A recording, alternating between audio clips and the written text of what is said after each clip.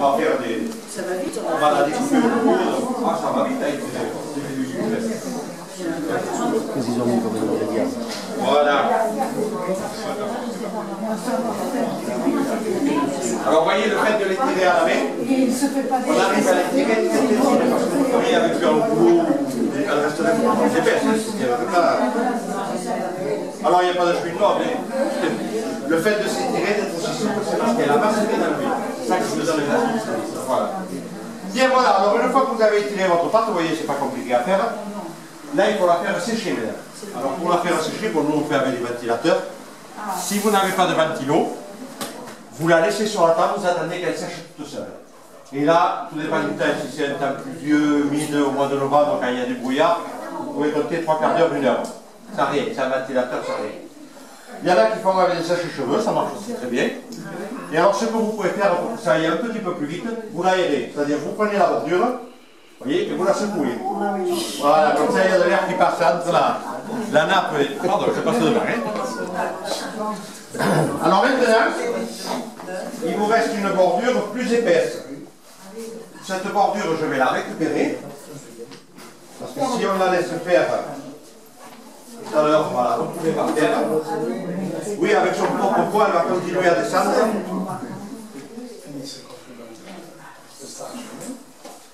Voilà. Vous voyez, j'en récupère pratiquement la moitié. Cette pâte, elle n'est pas perdue. Vous la remettez à macérer dans une assiette avec un peu d'huile. 2 heures de temps, ça sera suffisant. Au bout de 2 heures, vous allez pouvoir la retirer. Vous allez faire 3/4 de temps, vous n'allez pas faire une table entière. Mais ça vous permettra de faire une deuxième croustade. Donc, avec 500 g de farine, les proportions que je vous ai données, vous faites 2 croustades de 6 parts. Voilà. Bien, on ne va pas attendre qu'elle sèche, c'est pour ça que j'avais préparé celle-là. Et je vais vous faire voir sur cette table comment on fait la croustade. Non, non, bougez pas, c'est bon. On la place juste ici. Bien, alors maintenant, il va vous falloir 50 g de beurre fondu. Alors ce beurre, il va vous servir à beurrer votre plateau. Ne pas oublier de le beurrer. Vous voyez?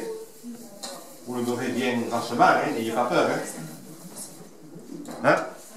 Et ensuite, ce beurre fondu, il va vous servir à beurrer votre pâte, parce que la pâte, elle est nature, il n'y a pas de matière grasse dedans, à part la cuillère d'huile qu'on a mis au départ. Donc pour faire le feuilleté, on va rajouter un peu de beurre. Voilà. Une fois que vous avez mis le beurre, vous allez rajouter un peu de sucre, 2 ou 3 pincées de sucre. Alors, le beurre comme le sucre, si vous avez remarqué, uniquement sur la moitié de la pâte. Le reste, on va le garder pour faire le feuilleté de dessus. Il ne faut pas y mettre de beurre parce que le beurre va humidifier la pâte et après ça va tout s'affaisser. Donc ça, on va le laisser nature, on va se servir de ça pour faire le fond de la croustade. Pour ça, vous prenez un couteau, vous découpez des morceaux de pâte. Voilà. Que vous allez replier.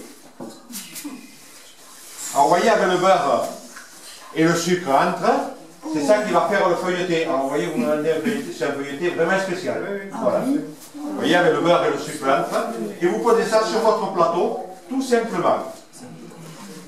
Parce que là, c'est pas compliqué, vous allez y arriver. Ah, mais là, vous m'avez fait un trou dans la pâte, hein?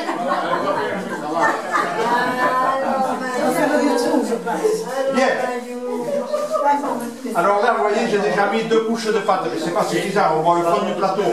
Elle est tellement fine. Après, je vais rajouter les pommes, le jus des pommes, donc il faut quand même que le fond soit assez épais. Donc, rien que pour faire, on va mettre tout ce qui est beurré et sucré, c'est-à-dire une bonne dizaine de feuilles. Ah, vous me l'avez arrangé la pâte? Oui, oui. Je m'excuse. Non, je rigole. Je cherche l'équilibre. C'est pas grave. Vous voyez, une bonne dizaine de feuilles. Voilà. Christian. Alors, si vous avez remarqué, je l'ai laissé dépasser un petit peu. On va la retourner vers l'intérieur pour faire une bordure.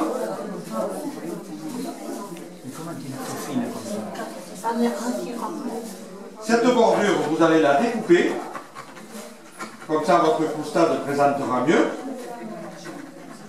Et en même temps, le fait de la découper, c'est un autre avantage, je vais vous faire voir.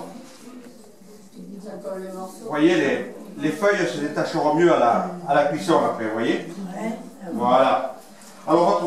pratiquement terminé, sauf que le fond est un peu... Je vais rajouter une toute petite feuille pour pouvoir bien ranger mes pommes au fond. Voilà, vous voyez, c'est quand même mieux. Donc, les pommes. Pour faire une croustade, il vous faut à peu près 1-2 pommes, ça dépend de la grosseur. Ces pommes, vous les pelez, vous les tranchez bien fines, comme pour une tarte normale. Et ensuite, vous allez y rajouter 5 cuillères à soupe d'Armagnac et une petite poignée de sucre en poudre. Et ces pommes, vous les préparez en même temps que votre pâte, c'est-à-dire il faut qu'elles aient minimum 4 heures de macération. Vous pouvez les préparer la veille, elles seront que meilleures, elles seront cuites dans le par l'Armagnac. Alors là, on y va avec les mains, ça va plus vite. Ces pommes, vous allez les mettre sur la bordure, comme pour une tarte normale.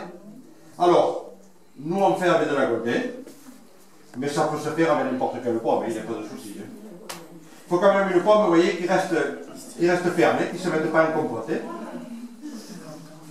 Voilà. Et une fois que vous avez fait la bordure, vous allez bien garnir votre fond. Il faut quand même qu'il y ait suffisamment de pommes, s'il n'y a que de la pâte, ça ne sera pas si bon. Hein, donc, voilà. Vous ne faites pas avec la machine à peler les pommes? Si, elle est là au bout, la petite machine. Voilà, oui, parce que s'il fallait le faire à la main. Ça fait gagner du temps.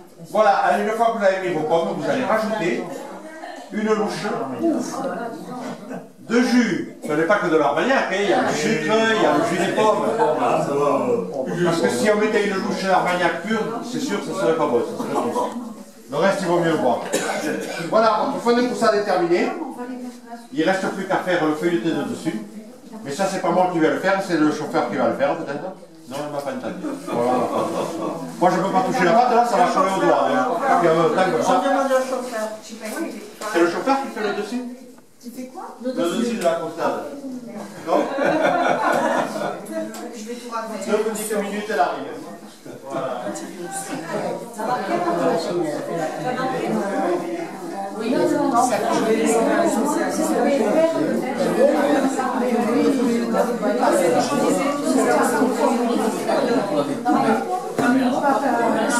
parce que les feuilles biotiques, c'est allez-y, avancez là-bas. Oui, avancez comme ça, vous pourrez travailler. Allez. Ah oui, on va couper un petit bout de pâte. C'est sûr. Et alors? Et si vous ne faites pas un rond, c'est pas réussi. Hein? Ah non. Le gâteau il est rond, donc si vous ne faites pas un rond, c'est raté. Mais ça se mange, mais c'est raté. Alors c'est pas compliqué, vous voyez, j'ai coupé mon bout de pâte et ensuite on pose et on froisse. Tout simplement. C'est pas compliqué à faire. La pâte, La pâte, mais c'est chez. vous posez. Oui, ça n'a pas l'air. C'est. Oh, c'est joli. Ah ben il faut la. Elle est belle. Ça fait le rôle. Mais tu vois, Le rôle, on laisse ça. voilà, exactement. Voilà. La croustade est terminée. Voilà. Il ne vous restera plus qu'à la faire cuire. Alors, pour vous la faire cuire, parce qu'après ils ne vont pas savoir. Si vous discutez. Alors, pour vous la faire cuire, il va vous falloir un four très chaud, thermostat 7 ou 210 degrés. Alors, comme il vous a dit tout à l'heure, il n'a rien mis sur la pâte. Donc, avant de l'enfourner, on va reprendre le beurre fondu, on va y mettre quelques gouttes de beurre dessus, un peu de sucre, et on va la mettre dans le four pendant une demi-heure. Mais une demi-heure, c'est une moyenne. Ça peut être plus comme moins. Ça, c'est fonction du four. C'est à vous à la surveiller. Et quand elle est cuite, toute chaude à la sortie du four, vous l'arrosez avec l'Armagnac. Tout chaud. Tout chaud. Et après, vous le mangez. Nature. Alors, c'est pas parce qu'on parle d'Armagnac qu'il faut prendre la bouteille et la vider sur la croustade. Parce que ça serait pas bon déjà. Il ne faut pas exagérer sur les doses. Alors, si vous avez des questions, c'est le moment. C'est le jus des froids. Alors sur le gâteau chaud, vous pouvez le mettre froid. Si vous avez un gâteau froid, vous faites chauffer votre armagnac. Par contre, ne jamais flammer le croustade. Non, parce que si vous y mettez le feu dessus, ça crame. Je le dis parce qu'il y en a qui l'ont fait du fait qu'on parle d'armagnac et qu'on sait qu'on peut flamber l'armagnac. Là, sur le gâteau, non, il n'en est pas question, parce que ça crame. Voilà. Mais le jus, là, qui est des pommes, là, c'est ça que vous mettez dessus Non. Armagnac et... Alors, si vous reste un peu de jus de pomme quand vous avez fait la croustade, si vous en reste un peu, vous pouvez y rajouter une goutte d'armagnac et l'y mettre par-dessus. Ça ne fera pas mauvais. Mais si vous n'en avez pas, vous prenez juste votre armagnac et vous y mettez quelques gouttes dessus. Voilà. On peut faire ça avec de la poire? Oui, mais alors la poire, il faut savoir que c'est fade comme fruit. Il faut bien la relever. Et il vaudrait mieux de l'alcool de poire que de l'armagnac. Parce que la poire, c'est quand même... une fois cuit, c'est fade comme fruit. Et le pruneau, par contre, non, vous le faites avec l'armagnac aussi. Et c'est le pruneau. Eh bien oui, ce que je dis, à l'armagnac. Voilà. Excusez-moi, la cuisson, combien de temps vous avez? Demi-heure. Ça, c'est fonction du four. Oui, il ne faut pas dire j'ai une demi-heure, je mets ma croustade au four et je vais faire autre chose. Non, mais parce que il faut surveiller. Oui, voilà. Et puis il y a des fours qui dépend du four. Voilà, c'est bien ce que je dis, c'est fonction de votre four. Ah non, ce qui reste sur la table. On va y mettre du beurre, du sucre, commencer la seconde croustade dans le fond de tarte. Et avec ce qu'il y a dans l'assiette, après quand vous l'aurez mise à macérer, quand elle sera prête, vous finirez la seconde croustade. Mais quand c'est sec comme ça, vous ne pouvez plus la remettre en boule et la remettre... Ah non, elle est sèche là, la pâte, vous ne pouvez plus la... C'est la toile, là. Voilà. Ce qu'il y a dans l'assiette, oui, il faut la remettre en boule et la remettre macérer. Alors finalement, il faut beaucoup de pâte, Avec les 500 grammes de pâte du départ, avec la boule du départ, vous faites 2 croustades comme ça. Voilà. Il fallait beaucoup la l'étirer, mais on ne l'étire pas. Il faut la poser, juste l'étirer, et la Comment vous, qu'est-ce que vous voulez dire par étirer? Nous, on voyait qu'il fallait beaucoup la travailler, là, tous les instants. Non, vous avez vu comment il a fait, il a posé au milieu. Mais voilà, ce qu'il y a, il ne faut pas la sortir du frigo et les tirer de suite. Il faut attendre qu'elle reprenne la température ambiante.